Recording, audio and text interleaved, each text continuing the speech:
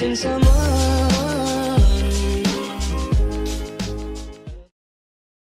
Hey, this is Bond Diesel, and I'm bringing you a Division 2 video today. It's actually going to be more about the Division 1 and what we're going to be doing leading into Division 2. I'm calling this video The Good, the Bad, and the Future. What I'm going to do here, I'm going to talk about things that I thought overall with the Division 1 they did well, things I thought maybe weren't done so well, and how I think both of those things can improve and evolve in the future of the game. This isn't some coming out video for Bond Diesel to turn into a Salt Lord and start doing, Salt videos. It's not the case. I'm obviously extremely happy and excited for the opportunities I'm getting with Division 2 and with E3. It's coming up next week. But I think I'm the type of person that's all about constructive criticism, and there's things about this game I think are absolutely worth criticizing. But I think from that can come some discussion about how those things can impact the future. Because, one, my list of bad things and good things aren't going to cover everything. There's no way I could. Especially because a lot of those things are subjective and up to each person's opinion. Some of my good things, some of my bad things may be the opposite in your opinion. And that's fine. Make your own video. I'd be curious to hear it. But for me, I'm going to talk about the bad things first, the good things, and kind of touch on how I think the experience of those things can help us in the future and help the game in the future, and what I kind of hope to see. So, with the bad, the first thing I would say is just kind of balance in the game in general. Balance can mean, in this game, everything from how I think some people didn't ever appreciate the balance of the game looking realistic, but being an RPG, and finding that very fine balance, that middle ground of, yeah, we don't have a realistic damage model, so shooting someone once in the head, for the most part, won't kill them. But can we go too deep into the RPG side of things and need 60 bullets to someone's head? There's a balance there. When it comes to the gear sets, I think, especially at this point, 1.8.1, I think anyone who's been paying attention can admit that there isn't much of balance with the gear sets, specifically the classifieds, when it comes to Predmark, Striker, and Nomad being the meta. Obviously, there's people who can do other things and do them well, but for the average person, this is a place where I don't think the gear sets have been weird. There's a lot of gear in this game, in the Division 1, and there's a lot of mods, and there's just so much stuff. It's the type of game that if this was a PvE only game, you could just make it all super powerful and it'd be awesome, and you wouldn't really have to worry about the balance too much. Where the trouble comes is that this game has a PvP feature, and that makes it tough, because you can't just let everything be OP, so you have to try to balance it, and I think we found that that's been difficult. I've said for many, many months, I do not envy the job of whoever has to figure out the balance in a game like this, between all the different types of gear, the gear sets, and then the classifieds, and then trying to balance PvP and PvE, because you have a mix of those players. And no matter what the ratio is, I have my opinions on it. I'm sure there's some hard numbers behind it that we will never see. But the balance has been a big thing in the Division 1. I would say could be called a bad thing, but I think that it's been a really good learning experience. I hope it's been a good learning experience for the people working on Division 2 as we speak. The last little bit of balance is the skills. In my opinion, that third column could basically just be gone. Smart cover, mobile cover. I know some people really love the shield, but at the end of the day, you could probably have this game without that entire, and I don't want that. I want the next game, no matter how many columns of skills we have, or if we have a skill tree or whatever, I want everything to be honestly viable. And I think that the lessons learned from this game will go there. The next part of the bad, information delivery. So I personally think the CMs are great.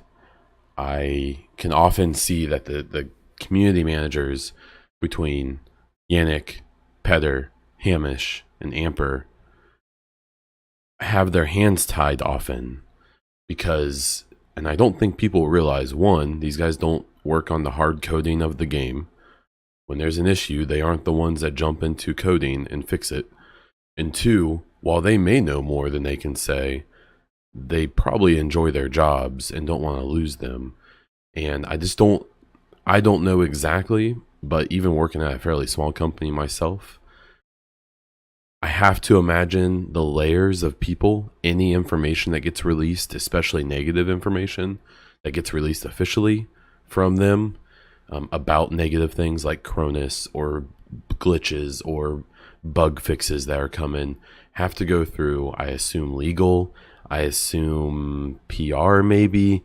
I just don't think people have ever fully appreciated the limitations of what can be said by the people we have to deal with directly. But I still think that there's been examples of information delivery that can be better. The loot box stream, unfortunately, I think is going to go down in infamy with how it just maybe didn't go as well as it could have, which may be the understatement of the century for some people.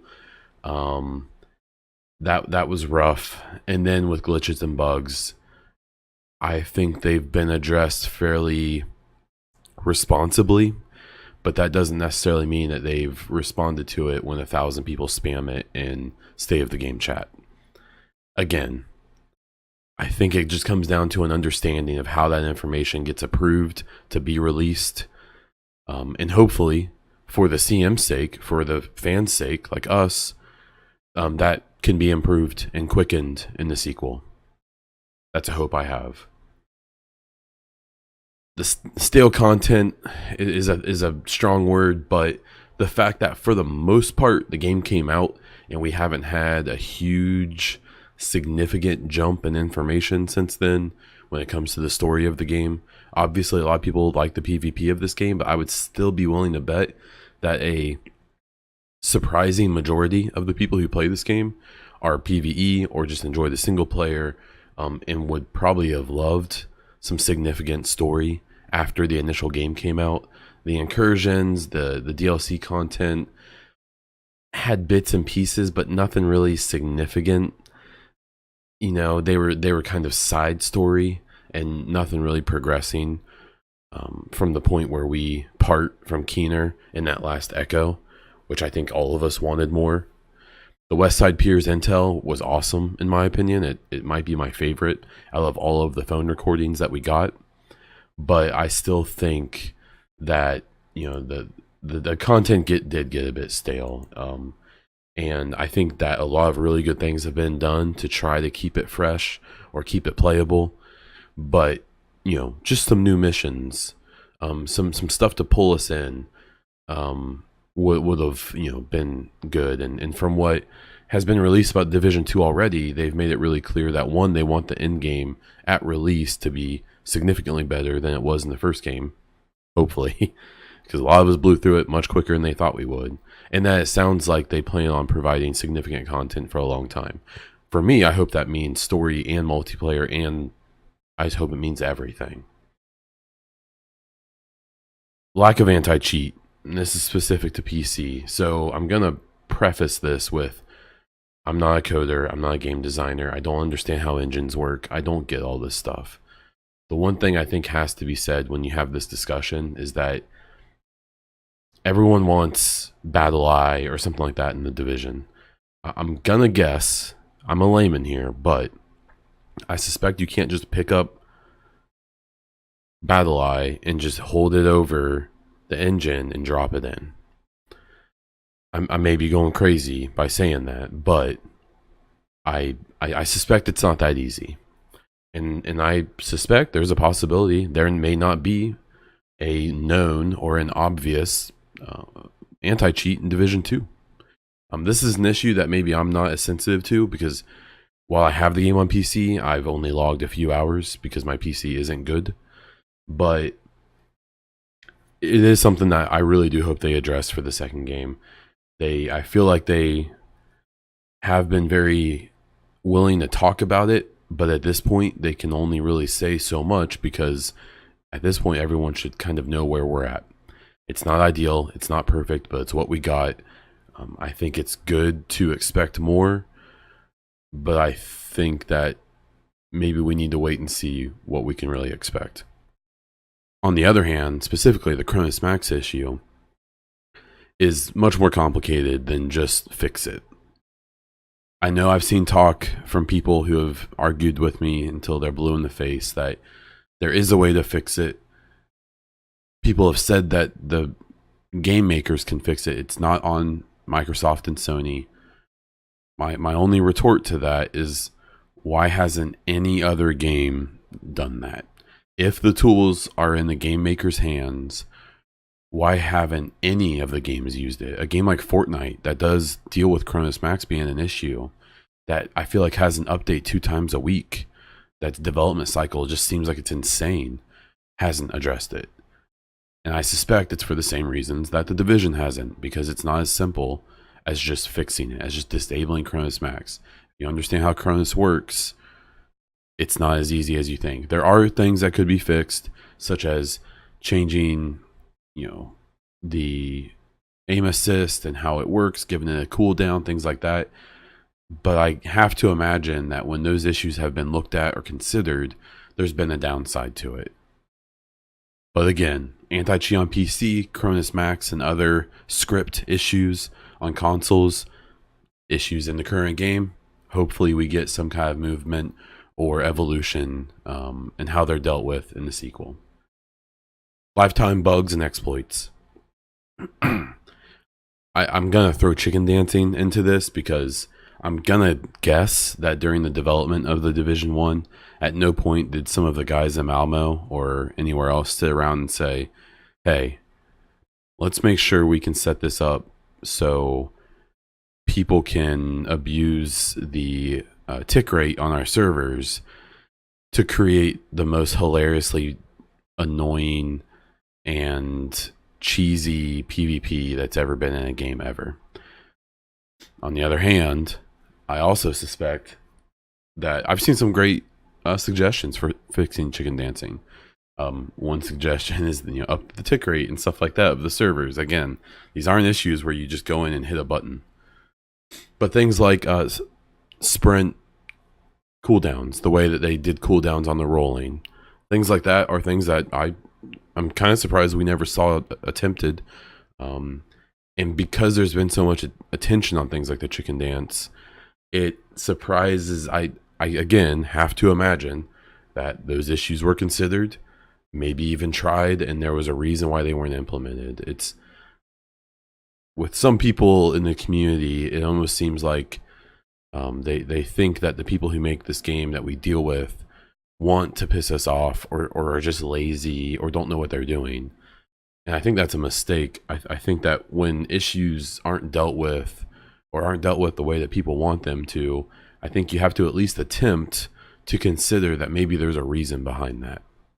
Maybe there's not. Maybe I'm wrong. Maybe they are inept. But at this point, I've never seen anything to make me believe that or think that. Other legacy issues like the loadout issues and stuff like that. Loadouts, weren't in the game when it came out. They got introduced. Everyone was super pumped because it was super annoying keeping a bunch of gear in your bag and having to put it on one piece by piece. So now we got loadouts. But then since we've had loadouts, I think we all know why loadouts were delayed, because it appears that they are annoyingly easy to exploit and very difficult to stop from doing that. To this day, it appears there may be some issues with being able to switch between sets and do things like that.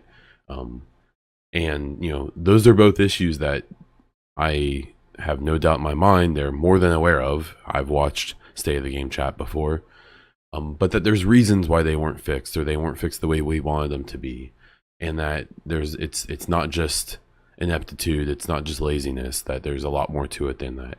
What I hope and what I expect is that moving forward, that those lessons are learned and that we have solutions to those issues moving forward. The last bit of the bad actually involves the community and a negative minority that developed. When you look at the history of this game when it came out, the idea that a negative minority sprouted up isn't surprising. This game went through some really rough times, and at a time, there was actually probably a good use for some of that negative attention and feeling from the community, because people were frustrated and they needed an outlet.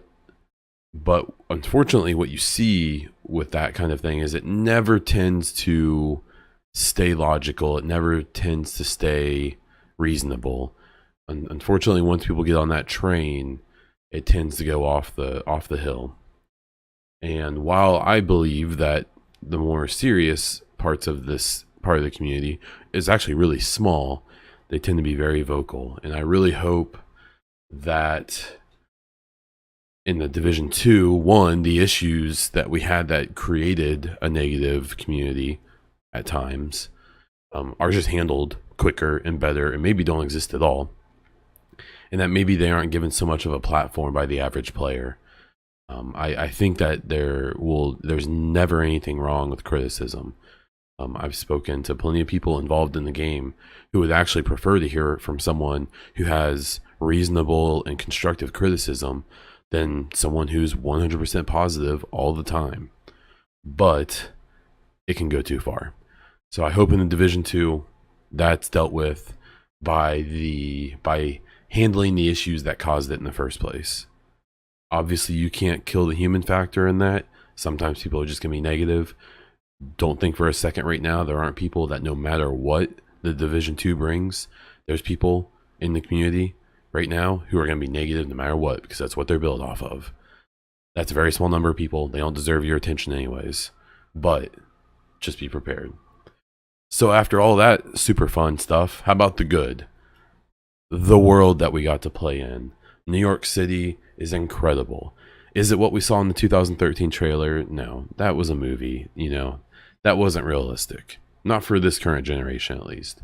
But the world of this game, I mean, if you've watched one of my streams, you see me marvel at the world almost every time I stream in some capacity. Whether it's a snowstorm at night and the lighting effects are amazing, or it's just a really cool vista. They nailed the beauty of the city that's empty now, but also kind of the sadness and the desperation of the same place. The Division shows a New York City that is both almost quaint, but is also scary and sad, if you were a real person in that environment. And, at least myself, and I know a lot of other people, especially people who enjoy taking the screenshots and stuff, have just enjoyed the exploration of the city. And I hope wherever the second game takes us, whether it's still in New York or somewhere else, I really hope that ability to just walk around and enjoy the art of the world around us and the design of it is still there. Just the feel of the game in general and the community involved in it. I had just spoken about a negative part of the community that I find to be a very small part of it, but the game, it just feels good to play. I haven't needed to play a Division gear-wise, for the most part, in a very, very long time. But there's just something satisfying about going through and just doing a boss run, about running through the underground and checking out your new build, about jumping on Twitter and talking to some really amazing, cool people, about jumping into a stream and getting to talk to the CMs or even devs directly. The feel of this game, the soul of it, is what has kept it alive through thick and thin, and I really hope that we can continue that. The intel, the way that they expanded upon the story by using the pickup intel all around the world. I know I previously said I hope we get a lot more story and we get more and more story as DLCs come out, but I also hope we don't lose sight of one of the best parts of this game was picking up these phones and phone recordings and stumbling upon these scenes and echoes that tell their own story and are really interesting. And I really hope we don't lose sight of that, because it made the world seem so much thicker. I hope we evolve it and make it even better. I hope that we have twice the intel in the new game, and that it's even more, maybe even interactive. Maybe it'll lead to missions or side missions or gear that we can get. I just really hope we don't lose that. And even it even brought a little humor, if you remember some of the intel, some of the phone recordings and stuff. It brings, you know, a different element to the game, beside the drab dreariness of this apocalypse and everything that's being done to try to control it. So here's the controversial one: the movement and cover system. In my opinion, this is the best movement and cover system I've played in a game that I can personally remember. I love the cover system in this game. There's been times I've seen people complain about how if you dive away from cover, you get stuck to other cover. I figured that out a long time ago, and I do still believe that's just people not maybe appropriately using the cover system or not understanding it completely. But that also may just mean maybe it's not as intuitive as it could have been, and hopefully it's better in the Division 2. But when I see people wanting to get rid of the sticky cover and wanting to trade it in for a crouch button or even laying down, I really hope we don't. I think that there's something very unique and something really heavy, and it feels good to me. I really hope the cover system survives for Division 2. Obviously being evolved and made better. I think it's great, and I hope it continues. The community involvement has just been insane. It's the reason I got started. I played this game for a year and a half before I even realized there was a Twitter and Twitch community for it. I was only on Reddit. The CMs seem like real people who will talk to you, who will DM you, who will interact with you directly, and it's what has encouraged me so much to get into this game and enjoy it. Even getting to interact with devs directly, like Terry showing up to Friday streams with Amper, other people being active and available on Twitter and responding even when it's not always positive. And then just people in the community, players like myself, who have sprouted up and made names for themselves and have gotten to do opportunities like what I'm getting to do next week. But not just me. I'm small potatoes. I get that. And I honestly can't wait to see what's going to happen with the Division 2, because there's people we've never even heard of who are going to make a name on Division 2, and they're going to make great content. They're going to come out of nowhere. And I'm really excited to see how that happens. I'm excited to see what happens with my own content. I'm excited to see what happens in general. I'm really hoping that in the Division 2 community is even more of a focus within the game, maybe with a clan system or some kind of system to encourage community even inside the game. I'm just really excited to see how this community continues to grow and evolve and get even better as we move forward. I don't think I can say a good and bad list without throwing out the Hunters. I love the LMB. I think they're such a cool faction. The Cleaners as well. I don't really care for the Rikers personally, and the Rioters are just the Rioters. But the Hunters have infatuated so many of the people involved in this game, and probably even some people who don't play the game, just because their design is so cool. Their mysteriousness, really interesting. Everyone has their own theory about where the Hunters came from, who they're working with, who they work for, where they, you know, it's one of those things where in the Division 2, I hope we have Hunters, obviously. But I have real mixed feelings about, do I want to know their entire origin story? Do I want to know who controls them or who they're working with? Or do I want to keep some of that mystery? They brought something to the game, especially in survival. If you go in right now and go in with maybe 1 or 2 purple pieces and all blue and blue guns in the survival and try to extract and fight that hunter, if you're a pleb like I am, it's some of the most fun you can still have in this game, because they behave the most like agents that you'll ever get to fight. Now, if you go in there with an all gold build, or if you go in there with your 6-piece classy striker into the underground, you're gonna melt them in 2 seconds. I get that. But if you play against them equipped similar to how they are, it's still some of the most fun I have in this game. And I really, really hope that we see them again in Division 2, that we learn more about them, but honestly, I hope we don't learn everything. And the last thing of the good of this game is just the innovation of it. I understand it's had its problems. I understand it hasn't always been, puppies and flowers, but I really feel like this game has tried to do something different and something special. And I think that's because of the team that's behind it. They've had a lot of growing pains with this game, a lot of learning, but I do believe they've learned. And while I don't think it's been perfect, what I've seen from this game in the last 2.5 years or so has really made me even more excited for the new one. I think that there were just limitations with this game, and there were things that had to be left out or just couldn't be fixed. I'm not saying that's an excuse, but I'm saying that's just the reality. With this game a long time ago, I stopped thinking about, man, I hope they make it into that game from 2013. You kind of can't live like that. You can still hope and maybe demand those things, but at some point you kind of need to think realistic.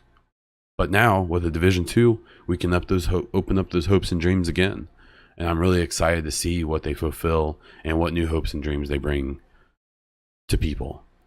And lastly, the ETF was such a good idea, and I know that bringing in people involved with your game to help fix it isn't a brand new concept, but I still don't think that there is anything just like ETF. But there do seem to be a lot more things like ETF popping up with other games, and it's a thing I really hope they continue. It's a thing I really hope that they push for, and that we see maybe even before this Division 2 comes out. I'm hoping there's an ETF this year or early next year, where they're going to bring people in and just drop everything on them and show them what's coming up in DLC and in the live game, and get opinions and let people get their hands on stuff and start that process before the game even comes out. The ETF was such a genius move, and I know a lot of people think it was all lip service and it was just, getting people in there and hyping them up and making them, some their free toadies to give out information. But I've talked to enough of those people involved in that, and I really think that's the wrong way to look at that program, and I think it's simply false when I see that. And it's something I really hope to see in the Division 2. So there's my list: the good, the bad, and the future of the Division for Division 1 and Division 2. This video is probably a little bit longer than I wanted it to be, but I really felt like I had to really dig into it. This should be my last video until after E3. I hope to bring a whole bunch of crazy videos and content and streams and Twitter posts and Instagram posts after E3. But if you want to follow me on those things on YouTube, Twitter, and Twitch, I am Bon Diesel on Instagram. I am Bon Diesel _ Twitch. That's all I have for you today. Until the next time, this is Bon Diesel.